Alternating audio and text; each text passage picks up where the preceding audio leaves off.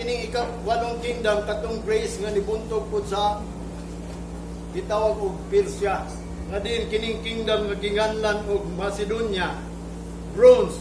Mao kani ang gitawag og ang hari nga si Alexander the Great. Mao to ang nagatag og adlaw sa mga tao nga magsimba. Kitang mga Kristohano, o siya mo ay nagdikri, yanong dikri nga o Domingo mo magsimba ha. Ang Hudiya, hindi mo mag-away. Matod pa niya, ang mga Hudiyo sa Sabado sila, o ang mga Muslim sa Birnis sila. Muna nga, nganong nabalinta o Domingo, tungkol ni Alexander the Great, ang iyang balawd atong unang panahon. O bitaw na nga din, ang ikawalo. O ito ang gihatag nga time na to nga kita, nganong Domingo ang atong pagsimba. Ingon pa niya diri sa ikasiyam. Kining kingdom nga ikasiyam, mao ni ang Roma nga diin. Ang kingdom nga diin si Caesar. Kanang si Caesar nga diin ang hari sa Roma, nga diin siya mo'y nagsakop sa tanan mga yuta dito dapit sa Middle East. Nga matod pa niya, si Jesus Christ na tao pa gyud. Si Jesus Christ ni anhi dinhi. Kay siya may nag-promise anang gitawag og kingdom. Nga din kanang nakita ni King Nebuchadnezzar nga din dunay bato nga nahulog dito. Mo to yung gi-promise nga manaog tong kingdom anang it will be forever ba nga walay katapusan. Mo to ang kingdom nga bato nga ninaog. Mao kani ang panahon ni Caesar sa Roma. Nga din mauna naglansang kang Kristo, wala sila nakasabot nganong gilansang si Kristo, nga si Kristo maghari kay promise man niya diri nga katong ribulto ni o kanang naibato na hulog dito sa padulong. Mao kana ang giingon ni Jesus Christ nga siya ang kingdom nga niyan diri nagdalag kingdom. Mao bitan nga din ang spiritual matod pa niya nga gipangsulti sa Ginoo atong unang panahon nga din kita nagbase ning spiritual mo tong kingdom. Mo bitan ang kanang bato kanang tintos nga dibungkag dia wa pa nagipasulti ni Daniel kay ngano man spiritual day na dili na literal nga mahitabo gyud nga kanang kingdom nga giingon ni Jesus Christ sa Zion spiritual na kanang dili makita ba sa mga tao kundi gikinabuhi lang sa tao. Mo bitan ang giingon ni Apostol Pablo sa Roma chapter 8 verse 8. Katong gingon, there is no condemnation who walk not after the flesh but after the spirit. Dili na to mahukman. Ang bot pasabot ng dili mahukman, dili na masilutan, dili na mamatay, dili na maunsa, dili na mamarkahan sa mapintas nga na kung ikaw maglakaw subay sa espiritu. Pero kung maglakaw ka subay sa imong unod, mo nang gingon, there is condemnation, i-condemn yun ka. Silutan yung kalibutan mo, bito nang natin, kinahanglan maglakaw ka sa Espiritu. So, na kung maglakaw sa Espiritu, anong matao ta ba? Pag-usap.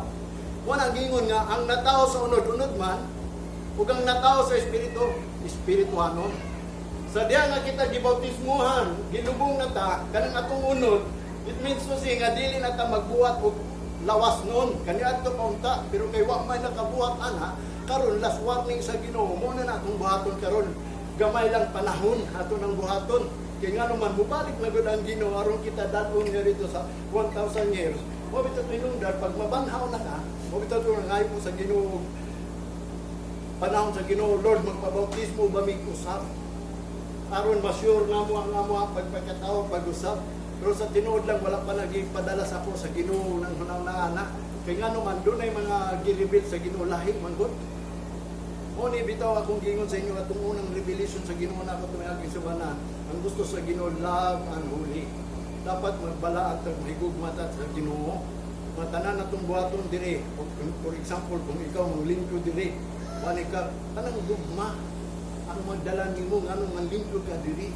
Kay ngano man higugma ka sa Ginoo nga mangandam ka kay ang Ginoo imong atubangon ug mga adlaw. Tanan-tanan ba? Nganong ni ani ka dili nahigugma ka sa Ginoo kay gusto gyud ka nga makasulod ka sa gingharian sa langit. Nahigugma ka sa Ginoo nga mo nang ni ani ka dinhi. Kay ngano man ikaw ang tao nga gigugma pud sa Ginoo. Mo nang gusto sa Ginoo gugma. Niya napay isa na ko nga din gipadayag lang sa ko nga wa gyud ako ni hunaw naa ba. About anang mga babae, nganong babae daghan kayo na nakabit. Nganong mga babae mo daghan nanulod sa simbahan tungod kay ngano man nagprophecy naman daan atong unang panahon nga diin ang magdadaog daw puno sa mga lalaki, mga babae. Nga naman ang mga bata mo idaghan kayo sa sulod sa simbahan, o ang mga bata maunay manlulupig sa mga lalaki nga mga elders yato una sa Ginoo, nga diin gibaliwala ng nila ang ilang pagka-elder mo na hinungdan ang babae mo ay nagpadayon.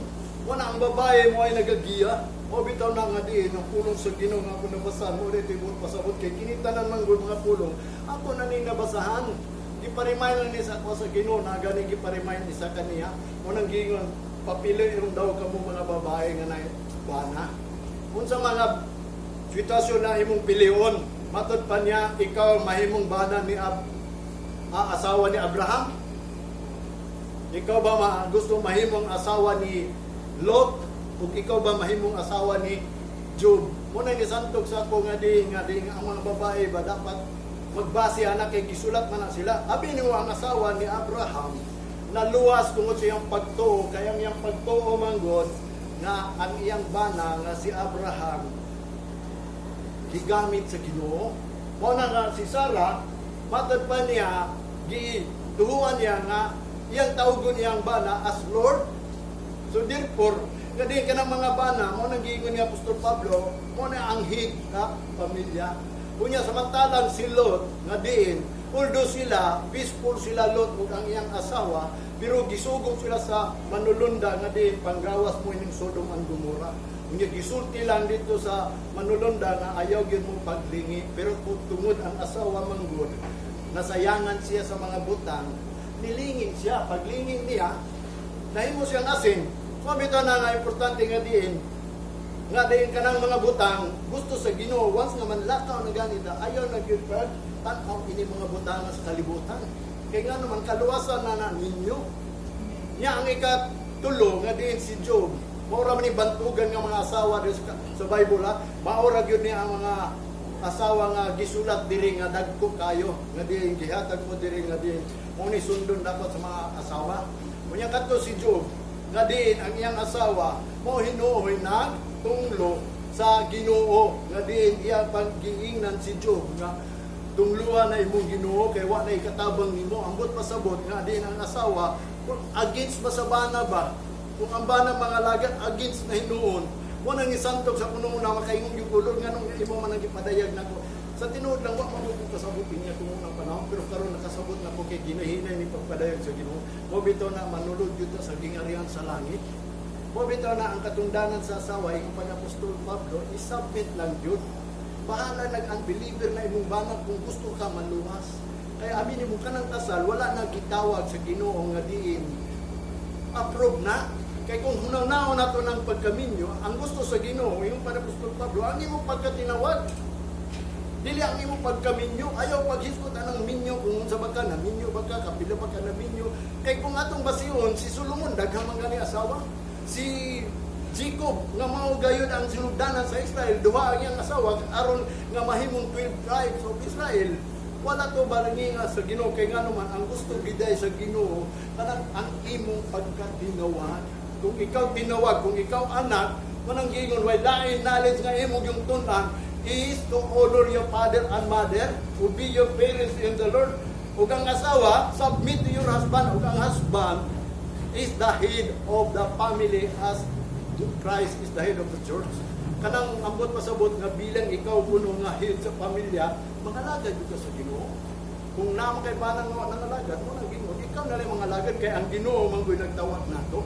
Muna ayaw pag una-una kung sa panahon importante nga kita tinawag sa Ginoo labi na ni panahon na ni. Itawag ta nga matod pa ni Apostol Pablo diya sa gingarihan sa Dios. Pasudlon jud niya sa gingarihan sa Dios. Mao ni ang ikasiyam nga sisisan nga din si Jesus Christ. Nga din buot pasabot nga din si Jesus Christ nga pagkatao nga din siya maghimo og gingharian na pud. Iyang himuon ang gingharian. Usay iyang gingon dito sa Lucas. Sa Lucas chapter 1 verse 30 to 33. Nag-ingon siya diri, and the angels said, ang manulunda nag-ingon kang Mary ha, fear not Mary, behold thou shalt conceive in the womb, born a child, name is Jesus, the Son of Highest, and the Lord God gave a throne of his father David, and he shall reign over the house of Jacob, and of his kingdom there shall be no end. Muna nga si Jesus Christ, sa wakba siya na tao, si Mary giing na nadaan.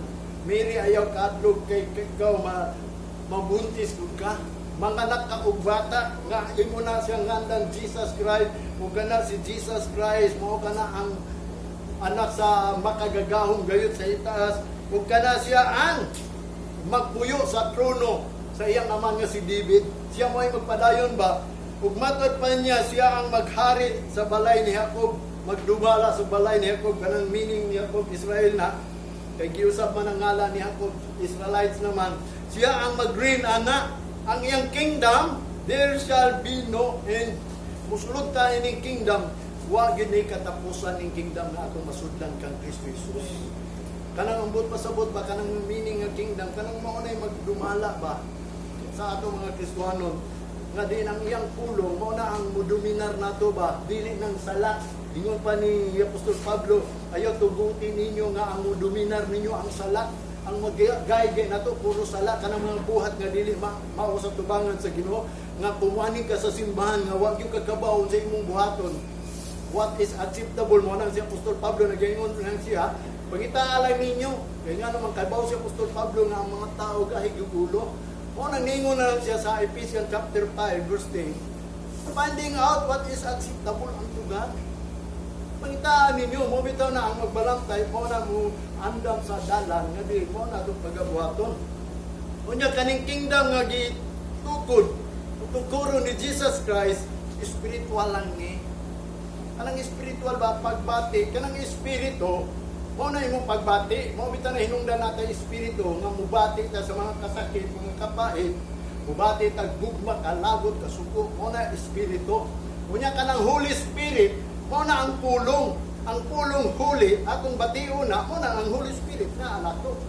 So mo bitaw na ang gusto sa Ginoo, ang atong batiun, kaning huli, kanang mga huli nga diin, require sa Ginoo, nga diya sa simbahan, maghuli ta, unsa may iyang gi-require, wanang muanita dinhi, magbalaan din ta.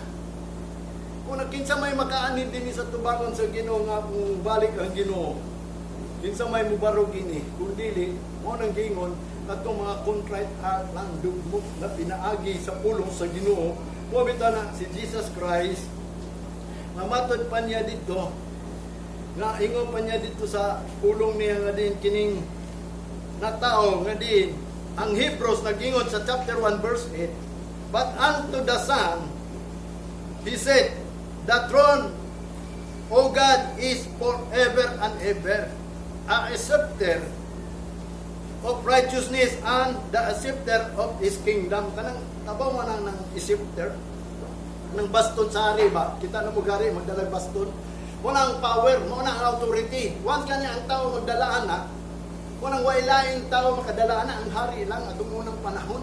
Kunya ka nang scepter, meaning ana, righteousness. Ang buot pasabot sa Ginoo nga kita mahimong kingdom of praise, magdaag kita scepter. Kaya wala may pinalabi ang Ginoo, wala hari diri, kundi ang Ginoo ora gyud si Jesus Christ ang Lord. Muna kanang anak daw kuno, muna ang trono sa Ginoo.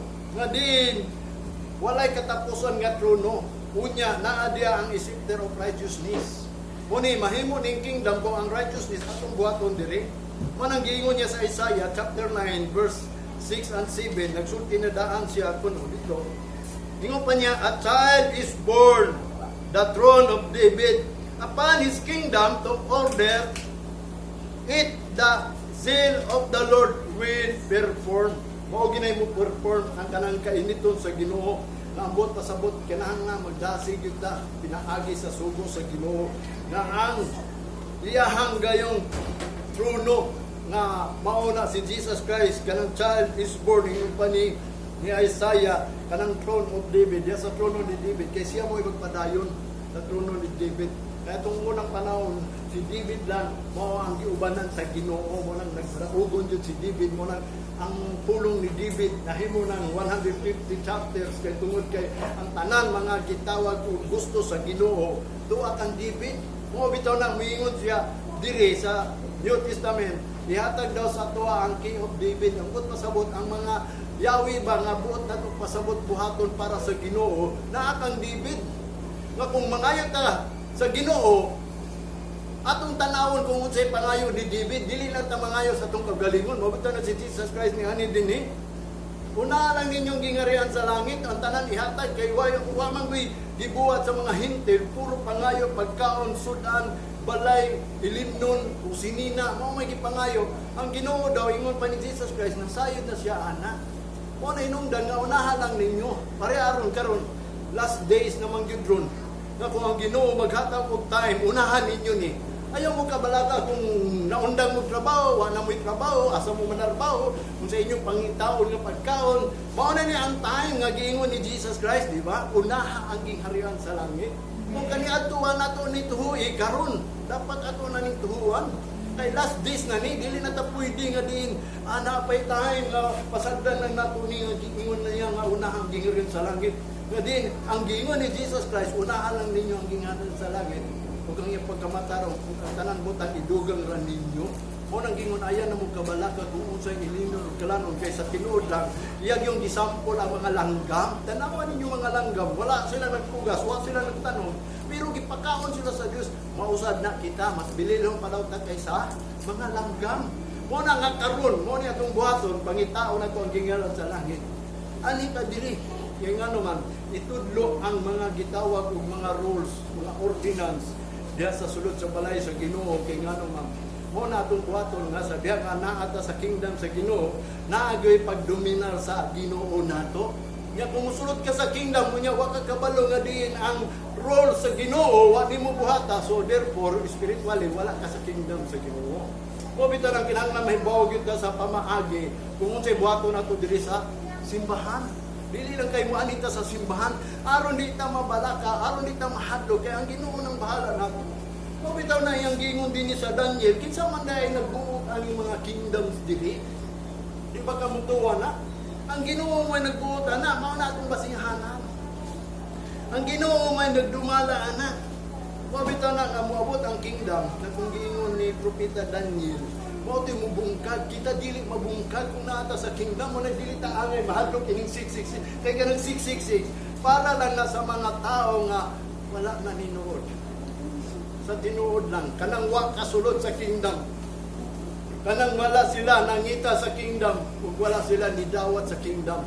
Kay kanang kingdom nga matod pa ni sa Hebrew nga nabalaka gayud si Moses kay kuyaw kayo mo umalabot nga panahon. Pero matod pa niya, naaman mo sa Mount of Zion, the New Jerusalem, registered in heaven, gilibutan daw sa manulundag, accompanied by angels. Nga diin, walay makahilabot ni mo, bisag na akadiri mo, bita na mo yung po ninyo, spiritual ni, iskutan ta ng spiritual. Kanang normal na ka tao ba? Pero na kay pagbati sa Ginoo, kay na kay pulo. Kung nang dili ka angay manghambog, dili ka magpakita nga ikaw Diyos, o naa ka sa Diyos, anak ka sa Diyos, nga din, pag-abot sa balay, magdaigday ka, mag-ampo-ampo ka, abi ni mo kining adlaw sa Ginoo. Lahi ni mo niya, ang gihatag lang sa Ginoo nato, nga ang Ginoo gayod nagpanalangin. Lunes, Santo Sabado, ang Ginoo di magpanalangin ni mo. Pero kung mohimaya ka, mo nang gingon dinhigyod ka.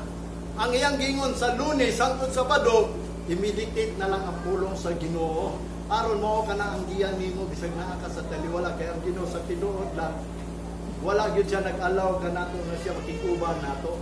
Ang iyang giingon lang dito ni David nga diin sa diya nga musimba ka dinhi unya kung mogawas daw ka sa balay sa Ginoo kay isa ra adlaw ni unong adlaw na agi ka sa gawas. Manang giingon kung ikaw mangayo sa Ginoo, mag-meditate ka sa Ginoo, mag-ampo ka sa Ginoo, matod pa niya ang iyang tabang gikan ni sa balay kay ngano man nakita kaniya ingon pa niya sa Psalm chapter 20, sugdan na nimo sa 1 hangtod sa 5 nga ang tanan nimong gusto dito ipadala gikan diri kay ngano man nakita man kanya nag-offer ka og offering of sacrifice dili tayo sa nag-offer ka og offering sacrifice. Kaya nga naman, mga mong gunay nakawat, muna nga sugutan na ito ng pagbalik ng mga offering sa Ginoo aron pag-abot sa Ginoo, nagpadayon ta na. Muna yung gingon din ka ng kingdom. Na din, ang 1 Samuel, nagpasalig ang 1 Samuel, ingon pa niya sa chapter 2 verse 6 to 10.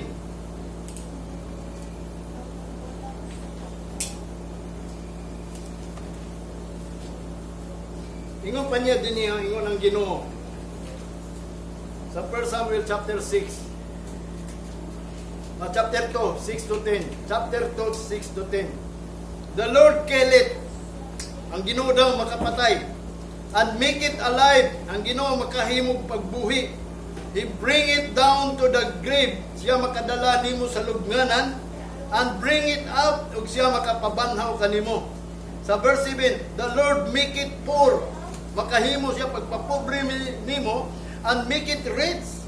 O tanaw, makahimo siya pagpadato nimo. I bring it low, dalong kaniya pagpaubos, and lifted up, o ipataas kaniya, ang Ginoo makahimo daw anak tanan. Matod pa sa verse 8, He raised it up, the poor, out of the dust. Iyan, gipabangon ka ng pobre, diya sa, gikan sa abog, and lifted up, the bigger from the dunghill, to sit them among the princes, and to make them inherit the throne of glory. For the pillars of the earth are the Lord's, and He hath set the word upon them. Tanawa, ang Ginoo ay nagsit inita ng kalibutan. Kanang mga buhat sa kalibutan, kanang nanghitabo na. Ang Ginoo na. O bito na, ang Ginoo nagtugot ini nganong wala na eskwela ang tao. Salamat ganita. Wa pa mo ka-observe ini, mas maayong wala eskwela, di ba? Makahanyong doon ta kanunay sa Ginoo, di ba? Mo na ang gikadlo ka nako sa tinuod lang pag once nga ma-release na ninyo, pwede na mo eskwela, ang mga tao maglaag-laag na, ay libre na kayo, makalimot na sila sa Ginoo. Mo bitaw ning obserbahan nato kung giunsa sa Ginoo ni pagbuhat, aron day pahindumdum sa iyaha. Kay siya ang nagbuhat ining tanan. Matod pa niya sa 9, He will keep the feet of His saints, and the wicked shall be silent in darkness. For by strength shall no man prevail. Siya mo ay magbantay sa mga tiil, sa mga balaan. Abi mo, kaning mga balaan, mga gitawag ni Christian, kita ra man binatawag og Christian sa tuwa kay nga naman. Atong Diyos manggod si Kristo, walang gitawag kag Christian, pero sa Bible, mga balaan din ta. Kay nga naman, sa tinuod lang, mga tao, mga Hudiyo, tungkol nagingalan na siyang balaan. Although kita mga Gentiles na mga makasasala, pero tungod sa langsang sa krus, si Kristo nagpangawatay, gibalaan ta niya pinaagi sa dugo. Kung kita nidawat sa Ginoo, kung atong gidawat siya as personal savior, o gitahuan na ito nga iyang dugo, mauna ang naghugas atong sala. So therefore, kay gigwatan may sala, gitawag kag balaan. Mabita ng hinungdan nga ang kanang gitawag niya sa ulayng adlaw sa Jerusalem, sa mapintas nga mananap nga din iyang waron tungkuan mga balaan. Katong mga balaan ginganlan lang og Kristohanon nga din dili matinud-anon labi na kanang wa kasud sa gingharian sa langit nga din naa sila sa gawas sa kingdom of God. O tong gugud jud ni mapintas mananap. Mo bitatong nay talagsaon dito nga sabtunon jud nga din.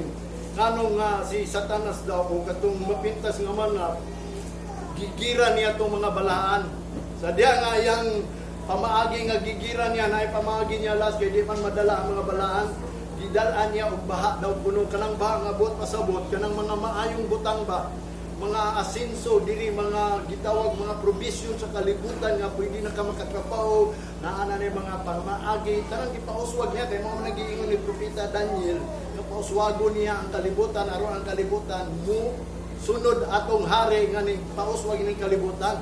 Unya katong tunay nga balaan nya iya gyud sa Ginoo dili daw madala. Ang nadala balaan lang nga dili iya sa Ginoo nga di kanang mga Kristohanon nga nangandoy pag mga butang sa kalibutan. O bitan ang mingugo karon ayan ang panganduyan ng mga butang sa kalibutan. Anong butang sa kalibutan nga imong gipangayo? Ihatag na sa Ginoo kanang angay nimo. O bitaw na nga alagara ang Ginoo karon kay mao ni ang last days karon. Wa bitaw na iyang giingon ang Ginoo makahimo man sa tanan unsa matong buhaton. So buhaton na to ang tanang gisugo sa Ginoo kay kanang giingon niya manulod na ta. Kanang ato na ng pangitaon ug ato nang dawaton. Ang 2 Corinthians ingon pa ni Apostol Pablo sa chapter 1 verse 20 and 22. For all the promises of God, Him are ye, and in Him, Amen, and to the glory of God by us. And now, He which established us with you in Christ, and hath anointed us in God, is God, who hath also sealed us and given the earnest of the Spirit in our heart.